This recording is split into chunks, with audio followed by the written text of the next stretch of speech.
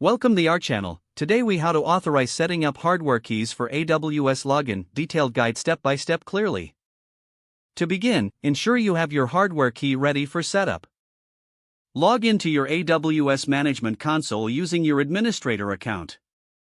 Navigate to the IAM dashboard from the Services menu. On the left, click on Users to view all your IAM users. Select the user account you wish to enable hardware key 2FA for. In the User Details, find the Security Credentials tab and click on it. Locate the Assigned MFA Device section. Click the Manage button next to the MFA device options. Select Virtual MFA Device and then choose Hardware MFA Device. You will be prompted to refer to your hardware key to find its serial number, which is usually labeled on the device. Input the serial number in the designated field on the AWS console. Next, click on Continue to proceed to the configuration of the hardware key. The console will now instruct you to generate 2 consecutive one-time passwords using your hardware key. Activate your hardware key and enter the first one-time password generated. Immediately input the second one-time password generated by your hardware key. Click on Assign MFA to complete the authorization process.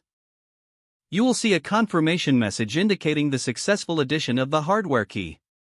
Review the multi-factor authentication settings for the user to ensure the hardware key is correctly enabled. Inform the user to test the login process by signing out and then signing in again. During the login, the user will be prompted to enter the one-time password from the hardware key. Confirm that the login process works seamlessly with the hardware key. Once verified, your hardware key setup for AWS login is complete. If the page does not load, refresh the browser or try again in a private or incognito window. Make sure you are using the correct email address, then retype it carefully to avoid small typos.